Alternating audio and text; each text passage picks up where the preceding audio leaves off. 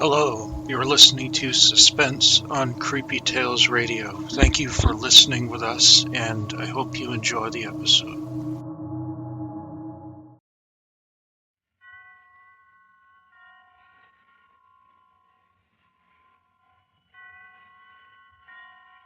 Roma Wine presents Suspense.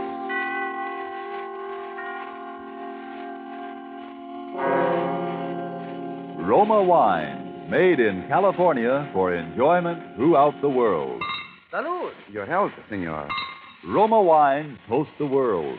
The wine for your table is Roma Wine, made in California for enjoyment throughout the world.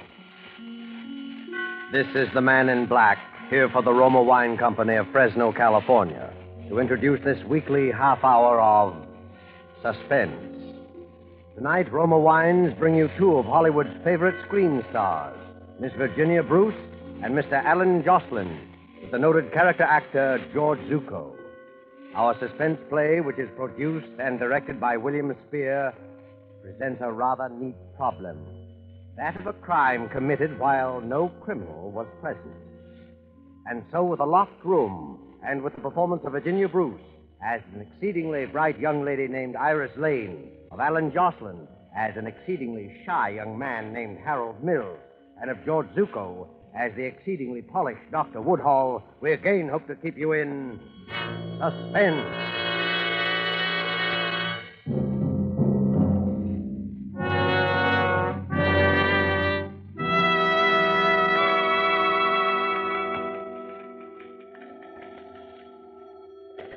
Hello, Mr. Seaton's residence. Who's calling? No, Mr. Seaton is not in. No, there will not be any statement for the papers. Harold, will you get that? Hello, no, I can't tell you anything Mr. about Seaton's it. residence? No. No, there will be absolutely no statement. Here we go again. If you wish, only Hello, you're Mr. wasting Seaton's your residence. time. Look, I told Very you this well. morning there wouldn't be any statement for the Goodbye. newspapers. No, not tomorrow either. Dear. I'm sorry, I'm awfully busy right now. I said I was busy.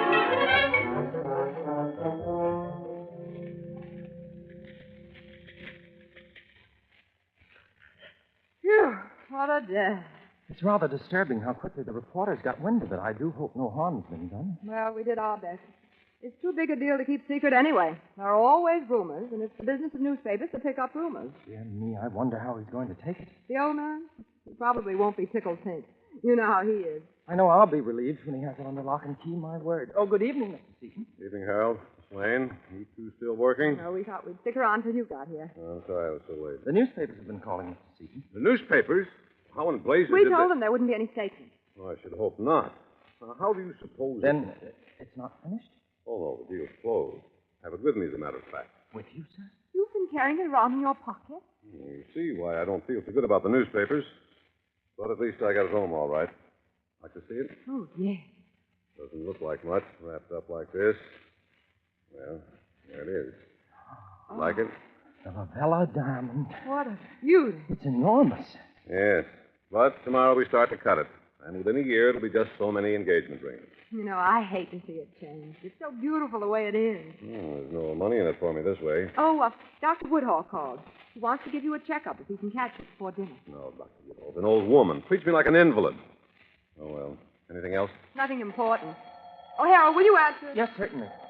Mr. Seaton's residence. Who's calling, please? Just a moment. Mr. Seaton, Mr. Van Houten. Van Houten? Yes, he wants to speak to you. Oh, tell him I'm on. Mr. Van Houten, Mr. Seaton's out of town. Well, dear me, you can think what you like, but Mr. Seaton is not here. Goodbye. Odd. What'd he say?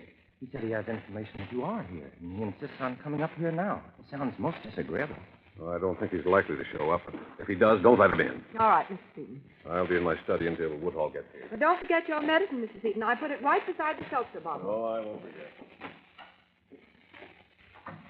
I hope Dr. Woodhall hurries. I'm dead. I'm sure you must be. Mr. Seaton seemed awfully proud of his new stone, didn't he? I thought he was cool as a cucumber. How would you feel if you just bought the biggest diamond in the world? Oh, the second biggest, I believe, Iris. Not that that's anything to belittle. What do you suppose he paid for it? I understand the price was something under $1 million, but he expects to get back over $1.5 million once it's cut and polished. Harold, putting that kind of money into a piece of stone, I know if I had $1 million, I'd never buy diamonds. Dear me, for that matter, neither would I. But for some people, diamonds take the place of other things. Power, love. What would you do if you had $1 million? I don't know. There are a lot of swell people I'd like to help out. Then I'd like to travel. Oh, there are lots of things. What would you do? You really want to know? Of course I do. I don't think I should say this, but if I had $1 million or even much less, I'd ask you to marry me. Why, Harold... No, please, I don't want you to say anything. You don't have to. I know I'm not the sort for you, really. I'm not like Dr. Woodhall, sure of myself. It's not that, Harold. Honestly, it's just that you never said anything before. You never even... What was that? It sounded as if it came from the study. Mr. Seaton? Mr. Seaton, is anything wrong? He doesn't answer. Mr. Seaton! The door's locked. Yes, have you your key, Iris? He's right here. Mr. Seaton! Mr. Seaton? Why, where is he? There he is on the floor. What's happened to him? Is he sick? Wait, I'll see. Oh, goodness. Put him on the Don't- couch. Just a minute, Iris. I don't think you'd better look. He's badly injured. Injured, but how? It's his head. Get a doctor, will you? A doctor? Someone's tried to kill him. Hurry. To kill him? All right.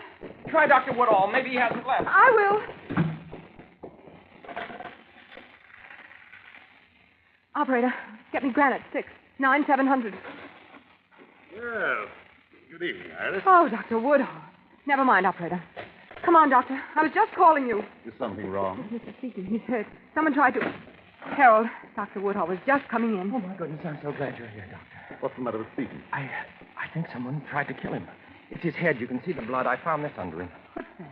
That seems to be a piece of broom handle filled with lead. Evidently, he was struck with it. Concussion. Nasty. Still some pulse. I just had him in my bag. Here you are. And you'd better call the police. The police? Certainly, this is attempted murder. Oh, dear. Good evening. Did I hear somebody say murder? Who are you? My name is Van Houten. I telephoned a little while ago. How did you get in? Well, I rang, no one answered, so I walked in. I wish to speak with Mr. Seaton, but I see that perhaps I'm a little too late, eh? Perhaps you knew you'd be a little too late, Mr. Van Houten. Harold, I think we'd better leave that to the police. Will you call them? I can't figure out how it happened. Harold, you and I have been outside that door all day. I know there wasn't anyone in this room. Iris, it must have been the windows. What do you mean the windows? No one could climb. You see, look, there's a ladder still there. And it took us some time to open the door. There is a ladder. Oh, yes, a very convenient ladder. Don't you see? It still couldn't have happened. What do you mean? Someone came through the window, hit Mr. Seaton, and escaped the same way. But it couldn't have happened that way. Look, the windows are locked. Both of them on the inside. And Harold and I were outside the only The door. windows are locked? Dear me. That means Mr. Seaton was alone. Alone in a locked room.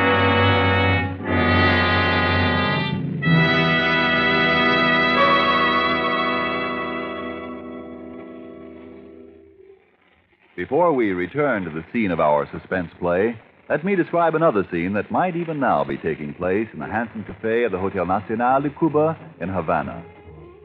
An American visitor has remarked to his Cuban host what great enjoyment the gay Cuban music and the dancing gives him. Gracefully, the Cuban host returns the compliment, saying, "But your United States makes us a gift that brings great pleasure on many occasions. This superb wine from the choice wine districts of your California, this fine Roma wine. Yes, for a wine to give great enjoyment, it must have greatness of character. And it's this that has spread the fame of Roma wines to other lands. Why otherwise would these countries import Roma wines to be enjoyed as a rare luxury? How fortunate, then, are you who can enjoy any of the Roma wines, many different delicious wine types, whenever you choose, without additional charge for import duty, with no high shipping costs added to your small cost for Roma wine. Yet here is a quality so high it has won international recognition. Quality coupled with cost so modest that Roma wines are America's largest selling wines. Why not make your own taste test of these good Roma wines and discover for yourself the fine wine qualities acclaimed by wine experts of many lands? I'll spell out the name for you. R-O-M-A, Roma wine, made in California for enjoyment throughout the world. And now it is with pleasure that we bring back to our soundstage Virginia Bruce and Alan Jocelyn with George Zucco in The Locked Room. tale well calculated to keep you in suspense.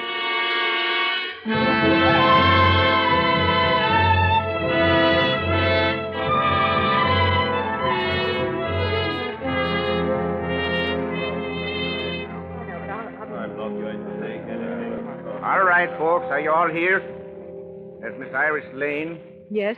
Dr. Charles Woodhull, Yes. Harold Mills, and Mr. Alex Van Houten. No. Now let's get down to business. We know some of the facts, but not enough of them. We know that you four were the only people in the house when Mr. Seaton was robbed, outside of the cook, and she was in the kitchen. We know Seaton had the diamond on him when he went into the study, and that someone lifted it before we got here. We haven't located the diamond yet, but we will. Now, this business of the windows being locked, somebody here knows who locked them. One of you hasn't come clean, or all of you. It's easy to see what you're thinking, Captain Hadley.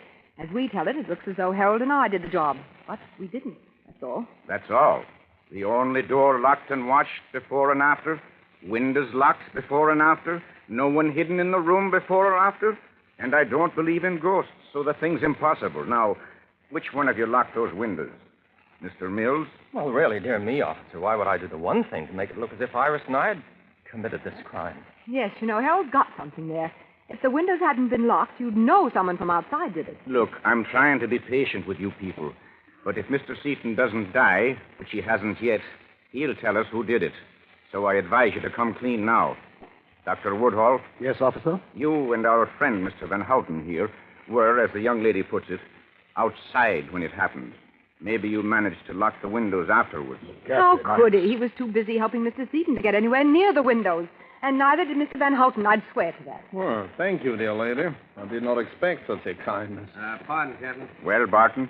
Nurse says to tell you that Seaton's come to. He's talking. Talking? Mm-hmm. Is he out of his head, or does he make sense? She says you can ask him some questions if you don't tax him too much. Well, now we'll get someplace. I think all of you had better come with me. There's the captain, miss.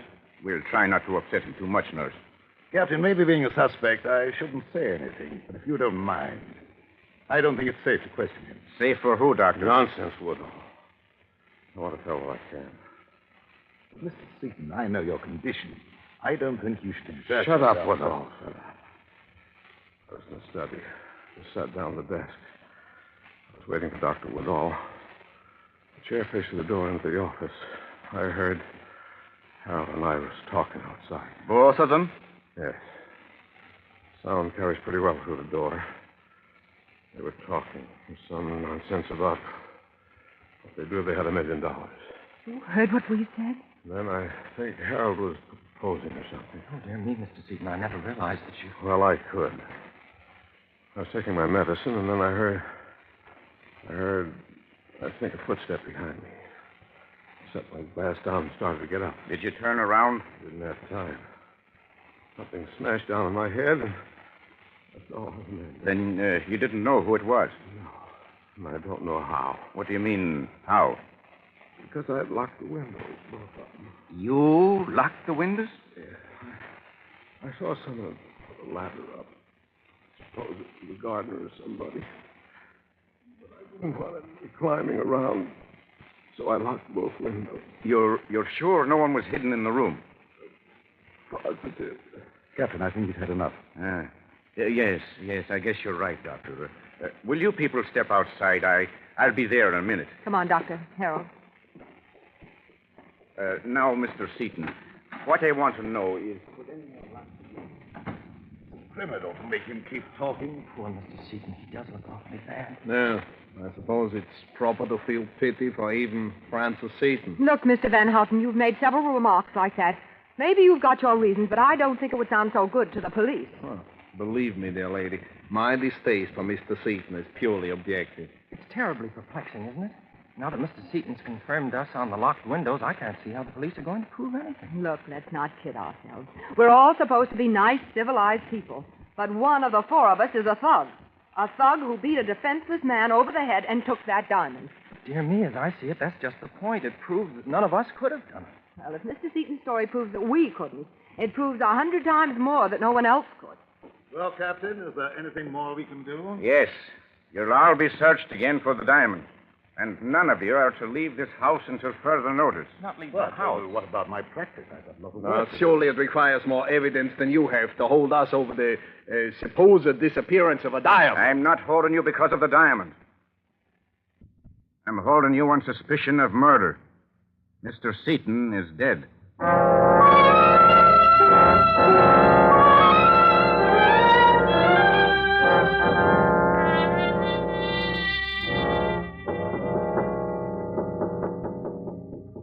Who's there?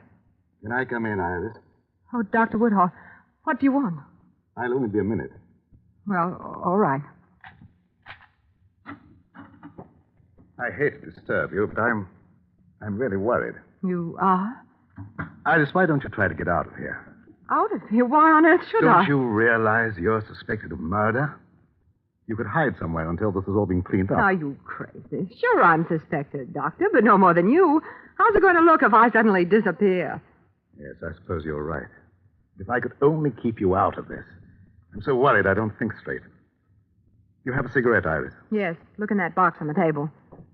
Oh, watch out, there's a lamp cord. Oh, I'm sorry. That was clumsy of me. Oh, don't let it worry you. It's no heirloom. What's that? What? Iris, look, Where did you get that? the diamond. Where did you get it? That was on the floor. On the floor. Iris, didn't the police search in here? How did it get on the floor? I suppose it must have been in the lamp. Yes. See? This part lifts out. It must have been an oil lamp. Apparently. May I have it, please? The diamond? It was found here. What do you want to do with it? I want it. Iris, it's not safe. Sure, I know. Give it to me. Well, Thanks. are you going to give it to Captain Hadley? Why? I don't think it would be wise. Not yet. You're not afraid of something, are you? Iris, suppose they didn't believe you. Suppose they think that you... Well, I'll think about it. Dr. Woodhall, will you do me a favor? Certainly, if I can. Well, would you meet me here in exactly 10 minutes? You are coming downstairs. Oh, sure, but I've got a couple of things to do. Huh? I won't be long. Or perhaps I should wait. Oh, please, you don't have to do that. Well, all right, but be careful. Careful. I mean, don't let anyone know you have the diamond, because... No, I know. Yes, because whoever killed Seaton for it would kill me, too.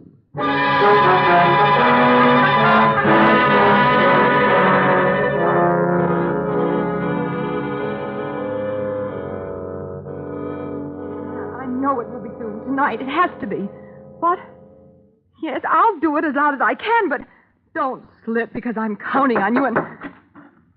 Iris, are you ready? Oh, yes, Anne, darling, I'm sorry. I'm really stuck for a couple of days, but we'll make it soon. Sure, dinner and a show. All right, darling. Goodbye. I didn't mean to barge in. Oh, that's okay. Let's go downstairs. Where are the others? You mean Harold and Van Houten? I think I heard them when I came up. Yes, they're in the office.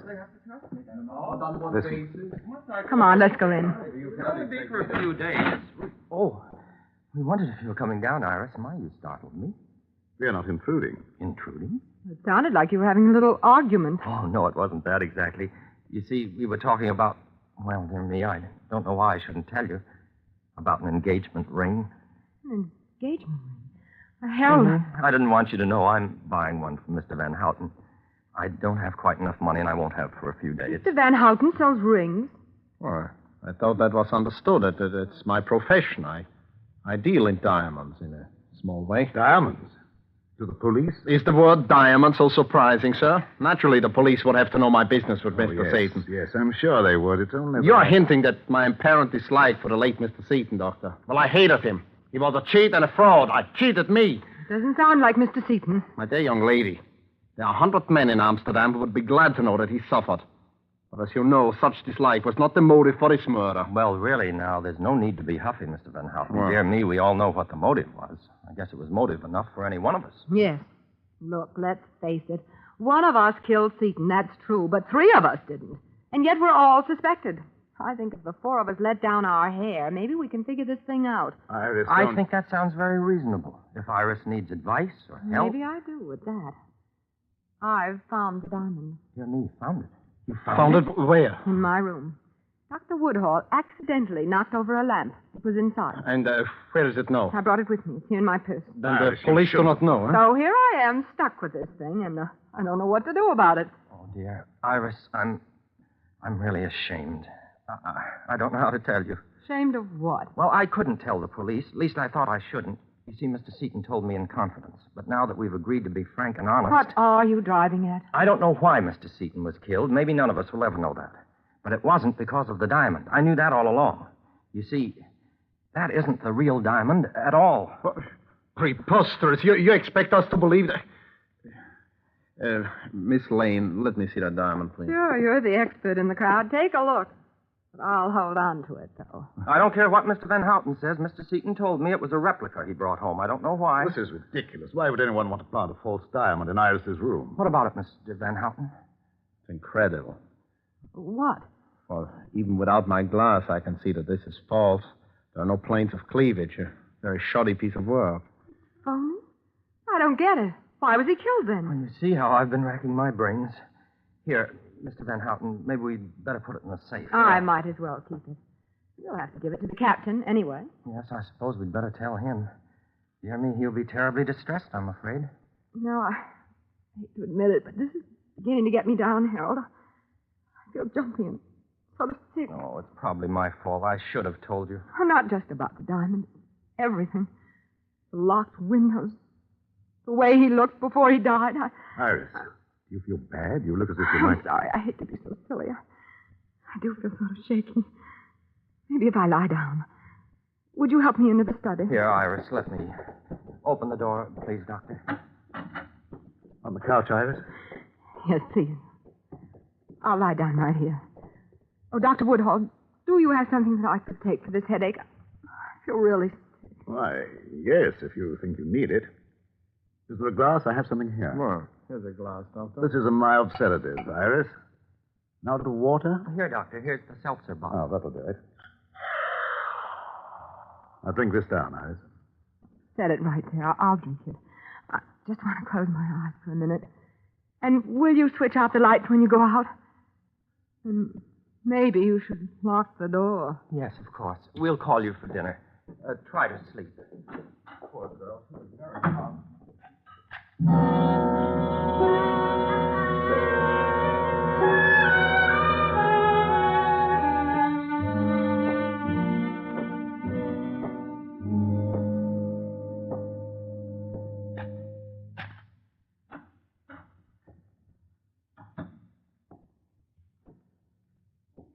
Who is it? Oh, so you are awake, eh? Van Houten. Where's the diamond? Diamond. Give it to me. Well? But you said it was false. We are not so easily fooled. We know what goes on. We? Who do you mean? Never mind. Give me the diamond. And if I don't? You know what will happen if you don't. Hey, who's there? What are you doing? Van Houten, what is it? What's happened? Who is it? Turn on the lights. Harold.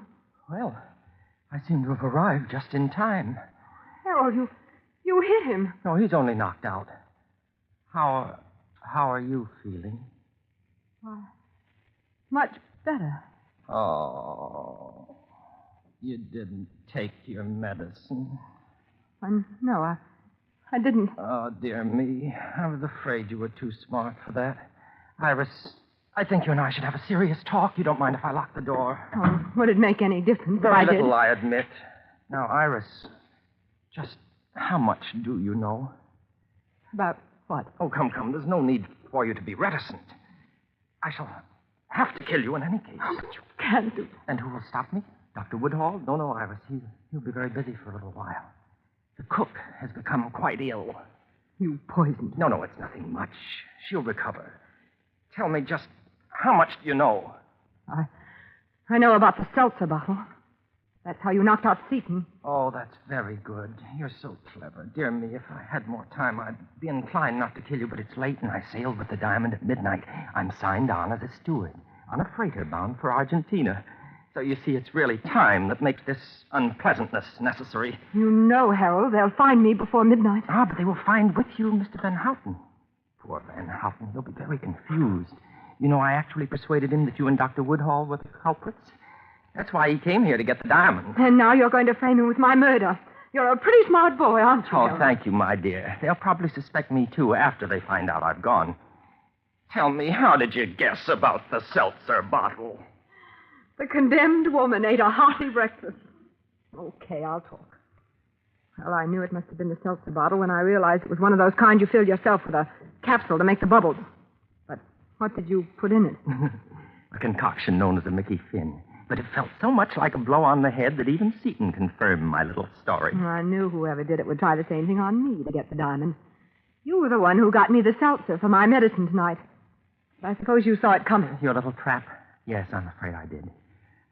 Dear me, we're just too smart for each other, aren't we? And you hit Seton over the head when I was phoning for a doctor, just to make it look good, right? Yes, of course. Oh, I wish Seton hadn't locked those windows. Maybe you think I don't. Well, Iris. Well? I really hate to do this, Iris. Oh, Iris, I'll give you a choice. Choice of what? I have here a fairly efficient gun, but it's noisy and it's messy, too. I don't like to use it. But if I have to... What else? Or you could drink what I put for you in the glass from the seltzer bottle. It would be much easier for you. It's practically tasteless. After you drink it, you won't mind what else is necessary. What? I suppose... Yes, that's right. Pick it up. Pick it up. Now, drink it. Quickly. All right. Here goes. Why, you...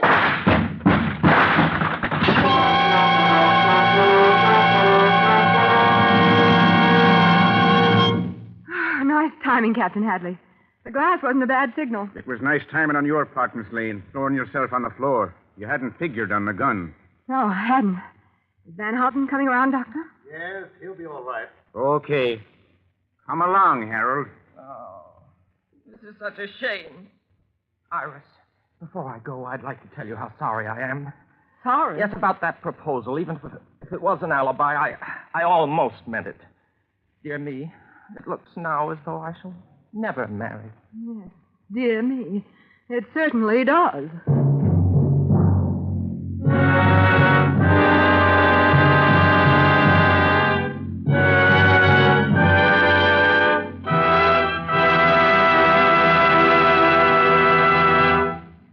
And so closes The Locked Room, starring Virginia Bruce and Alan Jocelyn with George Zucco. Tonight's tale of Suspense. Mr. Jocelyn appeared by courtesy of 20th Century Fox. Before we tell you about next week's stars and story, Roma Wine, sponsor of these weekly suspense dramas, brings you one of tonight's stars, Miss Virginia Bruce, with a message of real importance. Miss Bruce. Somewhere the other day, I came across a small news item. It mentioned that the men and women of our armed forces, most of whose pay averages very little more than $50 a month, have subscribed a huge total of $250 million worth of United States war bonds. Ladies and gentlemen, if you need a testimonial to the worth of subscribing to the Fourth War Loan, which is now on, I think this news item supplies it. If the men and women who are fighting this war have that kind of faith in the future of our country, how can we have less? This is the time when our armed forces are making ready for the final extra effort, which will bring us victory. They need your extra support from extra purchases of war bonds. For the Fourth War Loan, one extra $100 war bond, please. Next Thursday, same time, Roma Wines will bring you two distinguished actresses, Miss Ida Lupino and Miss Agnes Moorehead. Don't forget, then, next Thursday, for Ida Lupino and Agnes Moorehead in Suspense. Presented by Roma Wine, R-O-M-A, made in California for enjoyment throughout the world.